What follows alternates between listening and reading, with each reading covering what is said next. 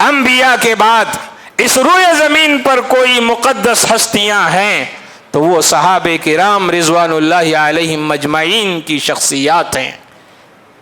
ان سے محبت کرنا ایمان کی علامت ہے، ان سے دشمنی اور ان سے بغض کرنا کفر کی علامت ہے۔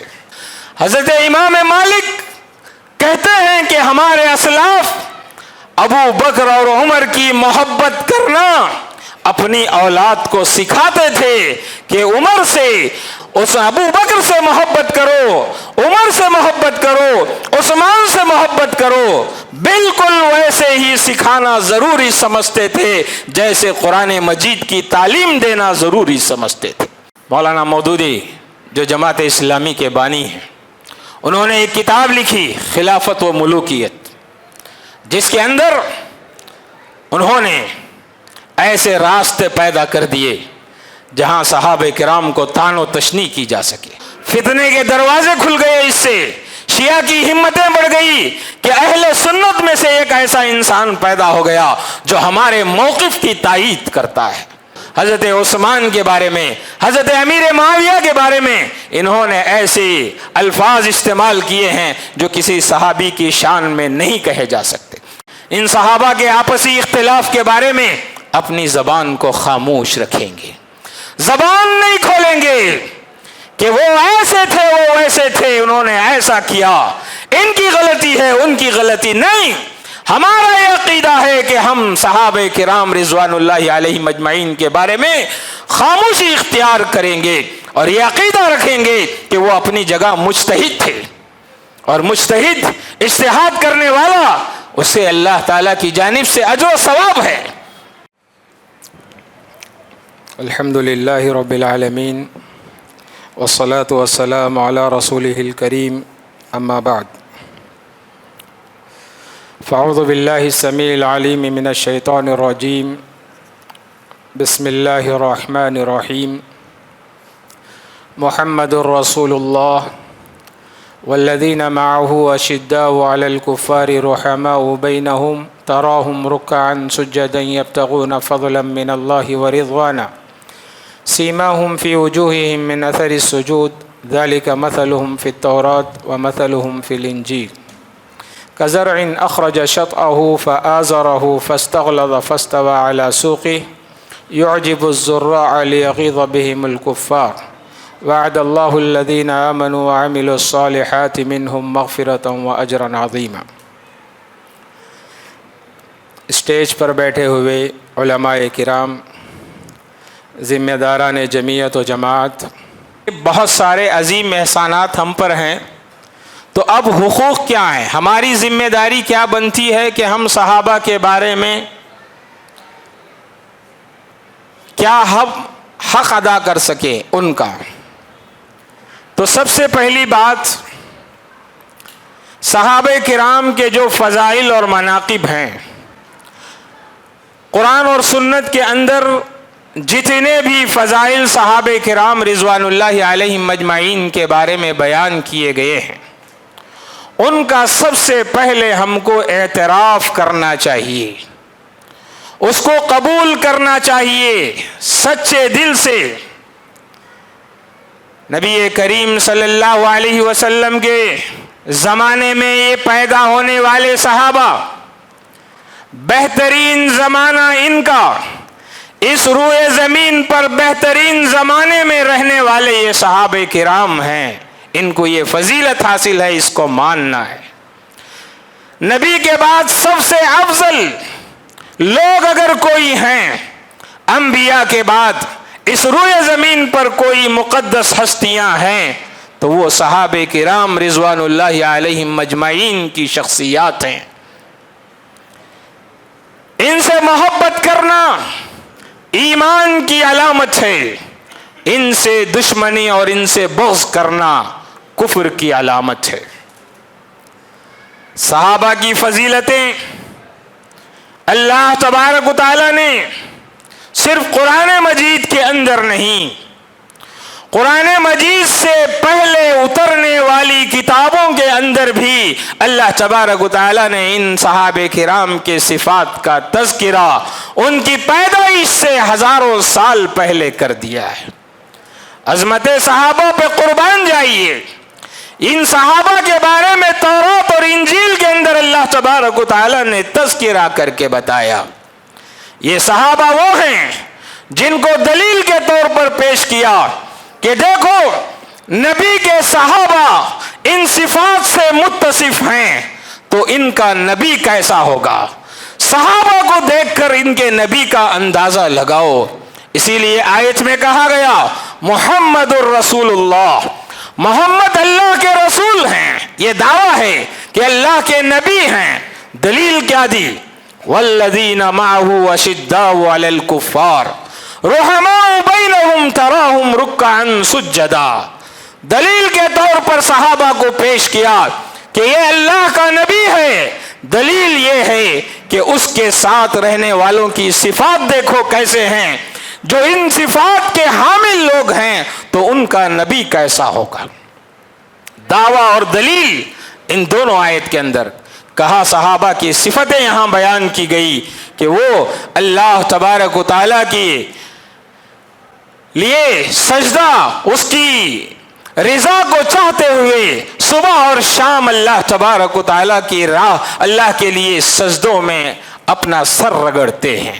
سیماہم فی وجوہہم من اثر السجود، چہروں پر سجدوں کے نشان ہیں ان کے۔ ذالک مثلہم فی التوراۃ ومثلہم فی الانجیل، یہ مثالیں ہیں تورات اور انجیل میں، اور ان کی مثال انجیل میں ایسی۔ اس آیت کے ایک حصے میں اللہ تبارک و تعالیٰ نے اسلام کی پوری تاریخ بیان کر کے رکھ دی ہے، پوری تاریخ کہا، مثال دے کر سمجھایا کہ ان کی مثال کیسی ہے۔ کزرع اخرج شطأہ، ان صحابہ کی مثال کھیتی کے مانند ہے۔ کیسے؟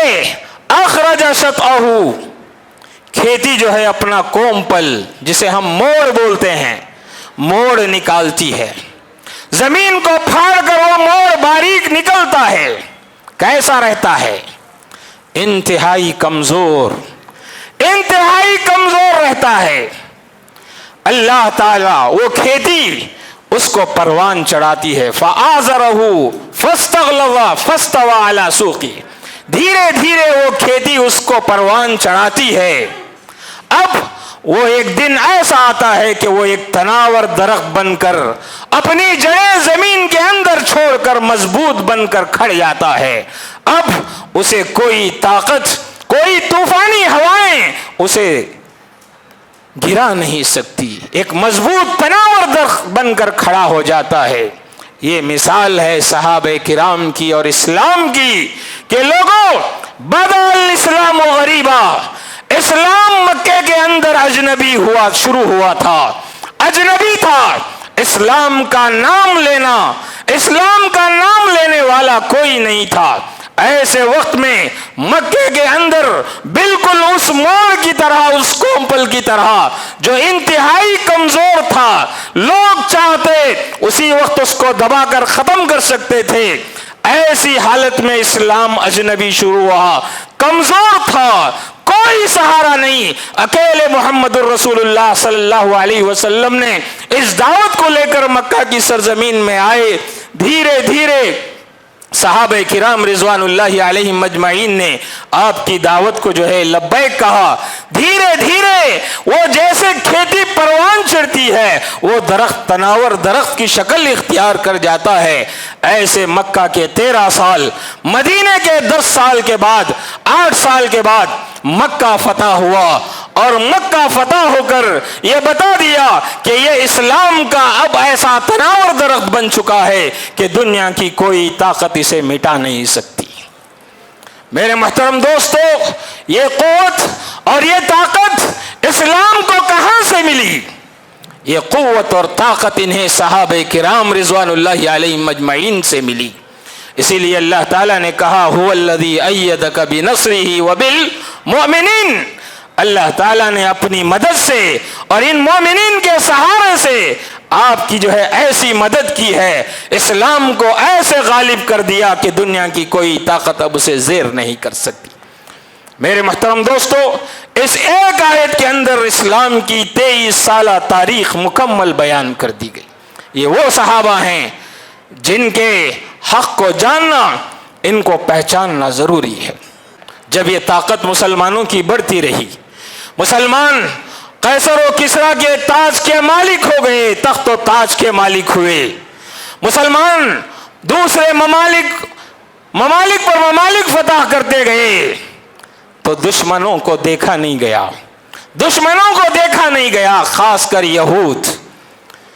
اور میدان جنگ میں جب مسلمانوں کو شکست نہیں دے سکے، مسلمانوں کو ہرا نہیں سکے، تو انہوں نے یہ بات اچھی طرح جان لی کہ اب اسلام کو ہم شکست تو نہیں دے سکتے، لیکن اسلام کی تعلیمات کو ان کے عقائد میں ہم ضرور نقب لگا سکتے ہیں، ان کے عقائد کو کمزور کر سکتے ہیں۔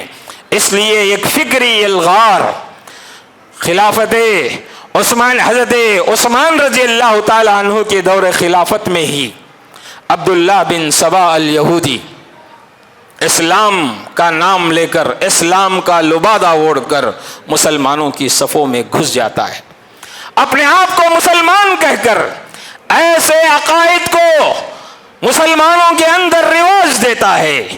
حب آل بیت، حب علی کے نام سے ایسے عقائد جو ہے اس نے مسلمانوں کے اندر دھیرے دھیرے رائج کیا، اور یہ بتانے کی کوشش کیا لوگوں کو کہ حضرت عثمان، حضرت عمر فاروق، حضرت ابو بکر صدیق رضی اللہ عنہم اجمعین، یہ سب کے سب جو ہے غاصب ہیں۔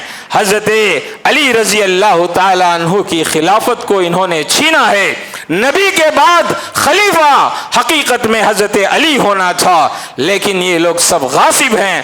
اس طرح کی باتیں جو ہے لوگوں کے اندر پیدا کی، تو یہ فکری الغار تھی مسلمانوں پر۔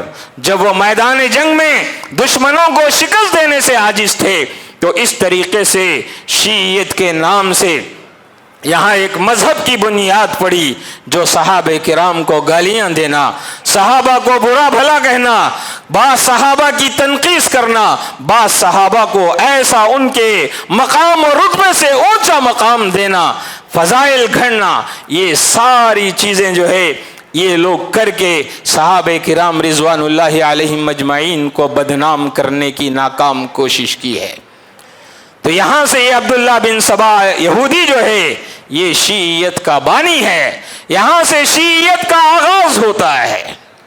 میرے محترم دوستو، ایسی صورت میں ہمارے اوپر ذمہ داری اور بڑھ جاتی ہے کہ ہم صحابہ کرام کی عزت و ناموس کی حفاظت کے لیے، ان کے مقام و مرتبے کے لیے اٹھ کھڑے ہوں، اور ان کے حقوق کیا ہیں سب سے پہلے ہم اس کو جانیں۔ تو اس لیے سب سے پہلے صحابہ کرام کے فضائل اور مناقب کیا ہیں، اس کو اپنے دل سے سچا جان کر اس پر ہم کاربند رہیں۔ دوسری چیز، دوسرا حق ہمارے اوپر جو صحابہ کرام رضوان اللہ علیہم اجمعین کا بنتا ہے، وہ یہ کہ ہم صحابہ سے محبت کریں۔ ان فضائل و مناقب کو جاننے کے بعد ایک مسلمان کے اندر فطری طور پر یہ جذبہ محبت پیدا ہوتا ہے، اور پیدا ہونا چاہیے کہ ہم صحابہ سے جو ہے محبت کریں۔ مختصر میں امام طحاوی کا قول نقل کرتے ہوئے، جنہوں نے بڑی اچھی اصولی باتیں کی ہیں، کہا وَنُحِبُّ أَصْحَابَ رَسُولِ اللَّهِ وَلَا نُفْرِطُ فِي أَحَدٍ مِّنْهُمْ، ہم صحابہ کرام رضوان اللہ علیہ مجمعین سے جو ہے ہمارا عقیدہ ہے کہ ہم محبت کرتے ہیں، ان میں سے کسی کو حد سے زیادہ بڑھاتے نہیں اور کسی کو حد سے زیادہ گھٹاتے نہیں، جس کا جو مقام ہے وہ مقام دیں گے، جس کا جو حق ہے وہ حق دیں گے۔ ایسا نہیں کہ ابو بکر کا حق علی کو دیا جائے، علی کا حق جو ہے ابو بکر کو دیا جائے، نہیں۔ وَلَا نُفْرِطُ فِي حُبِّ أَحَدِهِمْ، کسی کی محبت میں ہم جو ہے غلو نہیں کریں گے۔ ولا نتبرأ من احدهم، اور ہم کسی سے براءت کا اظہار بھی نہیں کریں گے۔ شیعہ کے پاس یہ عقیدہ ہے کہ یہ بات ان کے سامنے کہنی ہے کہ ابو بکر ظالم تھے، عمر ظالم تھے، عثمان ظالم تھے، یہ براءت کا اعلان ان سے کرنا ہے، یہ ان کا عقیدہ تھا۔ اس عقیدے پر رد کرتے ہوئے امام طحاوی نے کہا کہ ہم جو ہے کسی سے براءت کا اعلان نہیں کر سکتے صحابہ سے۔ وَنُبْغِضُ مَن يُبْغِضُهُمْ، جو صحابہ سے دشمنی رکھتا ہے، بغض اور عداوت رکھتا ہے، ہماری دشمنی اس انسان سے ہے۔ وَبِغَيْرِ الْحَقِّ يَذْكُرُهُمْ، کہ صحابہ کا ذکر جو ہے ناحق کبھی نہیں کریں گے، صحابہ کے بارے میں کوئی ناحق بات ہماری زبانوں سے کبھی نہیں نکلے گی۔ وَحُبُّهُمْ دِينٌ وَإِيمَانٌ، ان کی محبت، صحابہ کی محبت عین جو ہے دین ہے، ایمان ہے، احسان ہے۔ وَبُغْضُهُمْ كُفْرٌ وَنِفَاقٌ وَطُغْيَانٌ، کہا کہ صحابہ کا کفر کرنا سرکشی ہے، کفر ہے، نفاق ہے۔ تو میرے محترم دوستو، امام مالک رحمہ اللہ کے بارے میں آتا ہے، کہتے ہیں کان السلف يعلمون اولادهم حب ابی بکر و عمر کما يعلمون السورۃ من القرآن۔ حضرت امام مالک کہتے ہیں کہ ہمارے اسلاف ابو بکر اور عمر کی محبت کرنا اپنی اولاد کو سکھاتے تھے کہ عمر سے علی محبت کرو، اس ابو بکر سے محبت کرو، عمر سے محبت کرو، عثمان سے محبت کرو، بالکل ویسے ہی سکھانا ضروری سمجھتے تھے جیسے قرآن مجید کی تعلیم دینا ضروری سمجھتے تھے۔ اس سے آپ اہمیت کا اندازہ لگائیے، ہمارے اسلاف صحابہ کرام کے مقام و مرتبے کو کیسے جانتے تھے، اپنی اولاد کو تعلیم دیتے تھے کہ لوگوں اپنی بچوں کو یہ تعلیم دیتے تھے کہ وہ جو ہے صحابہ کرام رضوان اللہ علیہم مجمعین سے محبت کریں، سکھائیں۔ اسی لیے اللہ کے نبی صلی اللہ علیہ وسلم نے فرمایا کہ آیت الایمان حب الانصار وآیت المنافق بغض الانصار، انصار سے محبت ایمان کی علامت ہے، انصار سے بغض کرنا منافقوں کی علامت ہے۔ اسی لیے مومن ہمیشہ بعد میں آنے والے مومن اللہ تعالیٰ سے ان صحابہ اور اسلاف کرام کے لیے دعائیں کرتے ہیں، والذین جاؤوا من بعدهم یقولون ربنا اغفر لنا ولاخواننا الذین سبقونا بالایمان۔ بعد میں آنے والے مومن اپنے سابقہ مومن بھائیوں کے لیے دعا کرتے ہیں اللہ تعالیٰ سے کہ اے اللہ ان کے گناہوں کو معاف فرما، ولا تجعل فی قلوبنا غلا للذین آمنوا، اور ان کے بارے میں ہمارے دلوں میں ذرہ برابر کینہ کپٹ نہ پیدا فرما۔ تو یہ تعلیمات ہیں۔ اور تیسرا حق صحابہ کرام کے لیے تفاضل صحابہ کا اعتقاد۔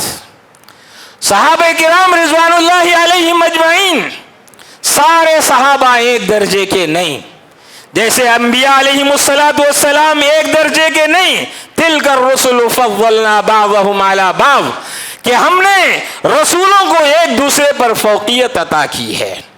اللہ تعالیٰ جیسے انبیاء کو فضیلتیں دی ہیں، ایسے ہی صحابہ کرام رضوان اللہ علیہم اجمعین کو بھی اللہ تبارک و تعالیٰ نے فضیلتیں دی ہیں۔ اللہ کے نبی صلی اللہ علیہ وسلم نے احادیث میں ان صحابہ کے مقام و مرتبے کو بتایا ہے۔ اس لیے جیسے قرآن و سنت میں نصوص وارد ہوئے ہیں، اس ترتیب کے ساتھ صحابہ کو ان کا مقام دینا، ان کو فضیلت دینا یہ بہت ضروری ہے۔ سارے صحابہ جنتی، سارے صحابہ کی اپنی جگہ فضیلت، لیکن سارے صحابہ میں سب سے بڑا مقام کس کا؟ کہا کہ مہاجرین کا، اس کے بعد انصار کا، الذین اخرجوا من دیارہم واموالہم بغیر حق۔ یہ وہ لوگ ہیں مہاجر جنہوں نے اپنا مال، اپنا گھر، اپنا رشتہ دار سب کو چھوڑ کر مکہ سے مدینہ ہجرت کر کے گئے۔ یہ بہت بڑی قربانی تھی، اس لیے مہاجرین کا مقام اونچا۔ اور اس کے بعد انصار کا. انصار کون ہیں؟ مدینے کے باشندے جنہوں نے ایمان والوں کو پناہ نہیں دی بلکہ ایمان کو پناہ دی. والذین تبوؤوا الدار والایمان من قبلہم یحبون من ہاجر الیہم ولا یجدون فی صدورہم حاجۃ مما اوتوا. ان کا ایسا استقبال کیا کہ کوئی اپنے سگے بھائی کا بھی استقبال نہیں کرتا جتنا مہاجرین کو مقام و مرتبہ فیملی ممبر بنا لیا. انصار نے ایمان کو پناہ دی. اللہ نے کہا ایمان کو انہوں نے پناہ دی. اور اس کے بعد بدر میں شریک ہونے والے صحابہ کا، اس کے بعد احد میں شریک ہونے والے صحابہ کا مقام اونچا، اس کے بعد غزوہ احزاب میں شریک ہونے والے، اس کے بعد بیعت رضوان میں شریک ہونے والے، اس کے بعد فرمایا فتح مکہ میں شریک ہونے والے. اللہ تعالیٰ نے کہا لا یستوی منکم من انفق من قبل الفتح وقاتل اولئک اعظم درجۃ من الذین انفقوا من بعد وقاتلوا وکلا وعد اللہ الحسنى. یہ صحابہ وہ ہیں جنہوں نے اسلام کو جب ضرورت تھی، اسلام کی خدمت کی جب ضرورت تھی، یہ وہ صحابہ ہیں جنہوں نے اسلام کی خدمت کی. یدخلون فی دین اللہ افواجا کے تحت سب لوگ آتے جائیں گے، لیکن مقام و مرتبہ کس کا ہے؟ مقام ان لوگوں کا ہے جو گھسیٹے گئے. ایسے لوگوں کا مقام ہے. اس لیے اللہ تعالیٰ نے کہا کہ سب سے بڑا مقام ان کا ہے. پھر صحابہ کے مقام کے بعد سارے صحابہ میں کون افضل ہیں؟ خلفائے راشدین ابو بکر، عمر، عثمان، علی رضی اللہ عنہم اجمعین. یہ سارے صحابہ سب سے زیادہ افضل ہیں. پھر ان صحابہ کے بعد اور یہ بھی عقیدہ رکھنا کہ خلافت کے مستحق یہی لوگ تھے. جس ترتیب کے ساتھ ہیں یہ ترتیب صحابہ کرام کی جو خلافت کی ترتیب ہے یہ بالکل صحیح ترتیب ہے. اس کے بعد کس کا مقام؟ عشر مبشرہ جنہیں اللہ کے نبی صلی اللہ علیہ وسلم نے دنیا میں 10 وہ صحابہ ہیں جن کو آپ نے خوشخبری سنائی. عبد الرحمن بن عوف، زبیر بن عوام، طلحہ بن عبید اللہ، سعد بن ابی وقاص، ابو عبیدہ، سعید بن زید، سب کا نام لے کر اللہ کے نبی صلی اللہ علیہ وسلم نے کہا یہ لوگ جنتی ہیں، یہ لوگ جنتی ہیں، یہ لوگ جنتی ہیں. اللہ کے نبی صلی اللہ علیہ وسلم نے یہ مقام دیا. میرے محترم دوستو، اس لیے جو فضیلتیں جن صحابہ کو ہیں وہ فضیلتیں ان کو دیں. حضرت علی کا مقام جو ہے حضرت علی کو، حضرت عثمان کا جو مقام ہے وہ حضرت عثمان کو، حضرت ابو بکر و عمر کا جو مقام ہے وہ مقام ان کو. یہ فضیلت ہماری شریعت نے ہمیں بتائی، نبی کریم صلی اللہ علیہ وسلم نے بتائی. پھر اس کے بعد چوتھا ہمارا حق صحابہ کرام پر یہ بنتا ہے. صحابہ کے درمیان کچھ اختلافات ہوئے، کچھ لڑائیاں آپس میں ہو گئی، اور ایسی صورت میں ہم ان لڑائیوں کے بارے میں، ان صحابہ کے آپسی اختلاف کے بارے میں اپنی زبان کو خاموش رکھیں گے. زبان نہیں کھولیں گے کہ وہ ایسے تھے، وہ ویسے تھے، انہوں نے ایسا کیا، ان کی غلطی ہے، ان کی غلطی نہیں. ہمارا یہ عقیدہ ہے کہ ہم صحابہ کرام رضوان اللہ علیہم اجمعین کے بارے میں خاموشی اختیار کریں گے اور یہ عقیدہ رکھیں گے کہ وہ اپنی جگہ مجتہد تھے، اور مجتہد اجتہاد کرنے والا اسے اللہ تعالیٰ کی جانب سے اجر و ثواب ہے. اگر صحیح ہیں تو 2 اجر ملیں گے، غلطی پر ہے تب بھی 1 اجر اسے ضرور ملے گا. تو صحابہ کرام رضوان اللہ علیہم اجمعین اپنے ان اختلافات کے باوجود وہ مجتہد تھے، ماجور ہیں، اللہ انہیں ضرور جو ہے اجر عطا کرے گا. تو کچھ حالات ایسے آئے، سیاسی حالات جیسے جنگ جمل وغیرہ میں صحابہ کرام ایک دوسرے کے آمنے سامنے ہو گئے. تو ان سب مسائل میں ہم اپنی زبان کو خاموش رکھنا پڑے گا. اسی لیے عمر بن عبدالعزیز رحمہ اللہ کہتے ہیں تلک دماء طہر اللہ یدی منہا، یہ ایسا خون ہے جس سے اللہ تعالیٰ نے میرے ہاتھ کو پاک رکھا ہے. فلا احب ان اخضب لسانی فیہ، اور میں اپنی زبان کو ان باتوں میں پڑھ کر گندی کرنا نہیں چاہتا. یہ حضرت عمر بن عبدالعزیز رحمہ اللہ صحابہ کے بارے میں خاموش رہنا، سکوت اختیار کر. اور اہل سنت کا عقیدہ کیا ہے؟ وَنَكُفُّ عَنْ ذِكْرِ صَحَابَةِ إِلَّا بِخَيْرٍ، ہم صحابہ کے بارے میں ذکر کریں گے تو بھلا ذکر کریں گے، کبھی ان کا برا ذکر نہیں کریں گے، یہ ہمارے عقیدوں میں شامل ہے۔ مولانا مودودی جو جماعت اسلامی کے بانی ہیں، انہوں نے ایک کتاب لکھی خلافت و ملوکیت، جس کے اندر انہوں نے ایسے راستے پیدا کر دیے جہاں صحابہ کرام کو طعن و تشنیع کی جا سکے۔ میرے محترم دوستو، فتنے کے دروازے کھل گئے، اس سے شیعہ کی ہمتیں بڑھ گئی کہ اہل سنت میں سے ایک ایسا انسان پیدا ہو گیا جو ہمارے موقف کی تائید کرتا ہے۔ تو میرے محترم دوستو، حضرت عثمان کے بارے میں، حضرت امیر معاویہ کے بارے میں انہوں نے ایسے الفاظ استعمال کیے ہیں جو کسی صحابی کی شان میں نہیں کہے جا سکتے۔ اس لیے ہم کو ضروری ہے کہ ہم صحابہ کے فیصلوں کے بارے میں خاموشی اختیار کریں۔ اور جو پانچواں حق یہ ہے کہ جو اہل بدعت، اہل ہوا، جو شیعہ ہیں، انہوں نے اللہ کے نبی کے صحابہ کو بدنام کرنے کے لیے جھوٹے من گھڑت واقعات کو پیش کر کے ان کی اشاعت کرنے کی حد درجے کوشش کی ہے۔ ایسی صورت میں ہمارا حق یہ بنتا ہے کہ ایسی چیزوں کی اشاعت نہیں کریں، ایسی چیزوں پر بریک لگائیں جو ہمارے صحابہ کو کی توہین کا سبب بنتے ہوں، ایسا لٹریچر نہ پھیلائیں جو محض تاریخ کی بنیادوں پر لکھ کر بانٹا جا رہا ہے۔ اس سلسلے میں شیعہ کا بڑا ہی برا کردار ہے۔ حضرت علی رضی اللہ تعالیٰ عنہ کی محبت میں حضرت علی کو اتنا اونچا مقام دیا، ایسے من گھڑت واقعات بیان کیے جس سے حضرت ابو بکر صدیق رضی اللہ تعالیٰ عنہ کی شان میں گستاخی ہو جائے، ان کے مقام و مرتبے میں کمی واقع ہو جائے۔ ایسی حرکتیں شیعہ حضرات نے کی ہیں۔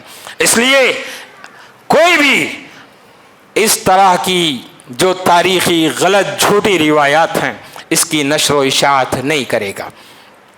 تاریخ میں رد و یابس ہے، صحیح بھی ہے، غلط بھی ہے۔ تاریخ کی بنیاد پر کوئی فیصلہ ہم نہیں کر سکتے جبکہ ہمارے پاس قرآن کی سچی شہادتیں موجود ہیں۔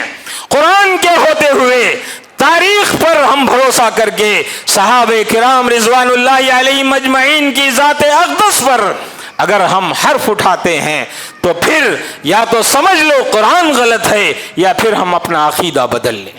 کیوں؟ صحابہ کرام رضوان اللہ علیہم اجمعین ایسے تو نہیں تھے کہ نعوذ باللہ قرآن مجید جب اتر رہا تھا، رسول اللہ جب موجود تھے تو یہ بہت اچھے تھے۔ جیسے ہی نبی کا انتقال ہوا، نبی کریم صلی اللہ علیہ وسلم اس دنیا سے چلے گئے تو یہ عہدہ و منصب کی لالچ میں آپس میں لڑنے لگے۔ ایسا ہو سکتا ہے؟ نہیں۔ یہ جو ہے صحابہ پر بہت بڑا الزام، اور دوسرا الزام قرآن مجید پر آئے گا کہ قرآن نے ان کی صداقت بیان کی ہے، ان کی امانت اور ان کی دیانت کی جو ہے شہادت دی ہے۔ اور آج ایسے لوگوں کے ایمان کا اور ان کے کفر کا مسئلہ زیر بحث لایا جا رہا ہے۔ میرے محترم دوستو، صحابہ کرام رضوان اللہ علیہم اجمعین کے بارے میں جو شہادت دی ہے اللہ تعالیٰ نے وہ بڑی سچی۔ بہرحال چھٹی بات یہ ہے کہ رسول اللہ صلی اللہ علیہ وسلم کے یہ جو صحابہ ہیں ان کی متابعت، ان کی پیروی کرنا ہمارے لیے ضروری ہے، ان کا طریقہ، ان کا منہج اختیار کرنا ہمارے لیے ضروری ہے۔ اللہ تبارک و تعالیٰ نے صحابہ کے ایمان کو معیار بتایا، کہا فَإِنْ آمَنُوا بِمِثْلِ مَا آمَنْتُمْ بِهِ فَقَدِ اهْتَدَوْا۔ یہ صحابہ جیسا ایمان لائے ہیں، اگر ایسا ایمان اگر تم لاتے ہو تو کامیاب، اگر نہیں تو پھر تمہاری زندگی تباہی و بربادی کی طرف جا رہی ہے۔ ایمان کو معیار قرار دیا صحابہ کے۔ اللہ کے نبی صلی اللہ علیہ وسلم نے فرمایا وَإِنَّ مِن بَنِي إِسْرَائِيلَ تَفَرَّقَتْ عَلَى 72 مِلَّةٍ وَتَفْتَرِقُ أُمَّتِي عَلَى 73 مِلَّةٍ كُلُّهُمْ فِي النَّارِ إِلَّا مِلَّةً وَاحِدَةً قَالُوا وَمَنْ هِيَ يَا رَسُولَ اللَّهِ قَالَ مَا أَنَا عَلَيْهِ وَأَصْحَابِي۔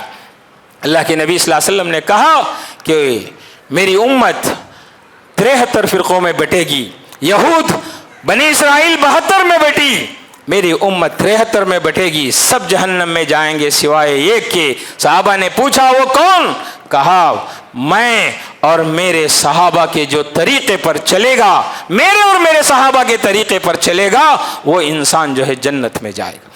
آؤ ساری انسانیت کے لیے، ساری دنیا کے مسلمانوں کے لیے یہ دعوت ہے کہ وہ صحابہ کرام کو اپنا پیروکار بنائیں، اپنا نمونہ اور اسوہ بنائیں، رسول اللہ کی زندگی کو اسوہ بنائیں، اپنے عقیدے میں، سلوک میں، اخلاق میں، عادات میں، اطوار میں صحابہ جیسے تھے ویسے اگر بن جاؤ تو سارے اختلافات جو ہے ختم ہو جائیں گے۔ میرے محترم دوستو، آخری بات جو میں آپ کے سامنے کرنی ہے وہ ہے شیعہ کا عقیدہ یہ تھا کہ صحابہ کرام کو لعن و طعن کرنا، ان کو برا بھلا کہنا، ان کو گالیاں دینا، انہوں نے یہ عقیدہ گھڑا کہ جو صحابہ کو بالخصوص ابو بکر و عمر کو جس قدر گالیاں دے گا وہ اللہ تعالیٰ کا اتنا ہی مقرب بندہ بنے گا۔ یہ عقیدہ باقاعدہ جو ہے انہوں نے گھڑا ہے اپنی کتابوں کے اندر۔ یہ عقیدہ گھڑ کے صحابہ کرام کو گالیاں دینا، سب و شتم کرنا، یہ ان کا معمول تھا۔ لیکن اسلام نے، نبی کریم صلی اللہ علیہ وسلم نے ایسی تعلیمات دے کر گئے جو ان پر رد تھا۔ اللہ کے نبی نے فرمایا اللہ اللہ فی اصحابی لا تتخذوہم غرضا من بعدی فمن احبہم فبحبی احبہم۔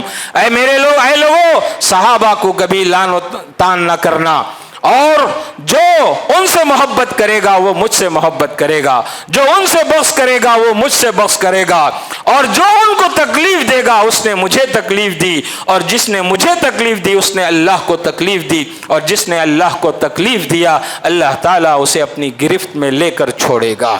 تو میرے محترم دوستو، یہاں صحابہ کرام کو تکلیف دینا گویا دین کی بنیادوں کو ہلانا ہے۔ کیوں؟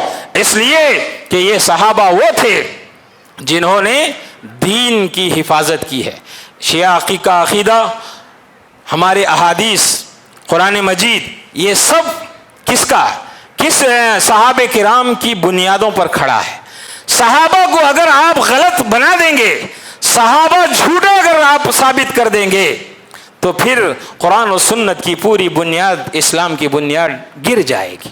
اس لیے دشمن کی یہ چال ہے کہ صحابہ کو بدنام کرو، خود بخود قرآن ختم ہو جائے گا، خود بخود حدیث ختم ہو جائے گی۔ اس لیے اللہ کے نبی صلی اللہ علیہ وسلم نے کہا لا تسبوا اصحابی فلو ان احدکم لو انفق مثل احد ذهبا ما بلغ مد احدهم ولا نصیفہ۔ اے میرے صحابہ، اے میرے لوگوں، میرے صحابہ نے ایک سا خرچ اگر کیا ہے یا آدھا سا کھجور بھی انہوں نے خرچ کیا ہے، احد کا پہاڑ بھی تم خرچ کر کے ان کے ثواب کو نہیں پہنچ سکتے ہیں۔ یہ صحابہ کرام کا مقام ہے، یہ حقوق ہیں جن کو ہم جو ہے اختیار کرنا چاہیے۔ اللہ تبارک و تعالیٰ سے دعا ہے کہ اللہ تعالیٰ ہمیں صحابہ کرام کے حقوق کو سمجھنے کی توفیق عطا فرمائے، آمین۔ اولئک علیہم صلوات من ربہم ورحمہ واولئک هم المہتدون، وآخر دعوانا ان الحمد للہ رب العالمین۔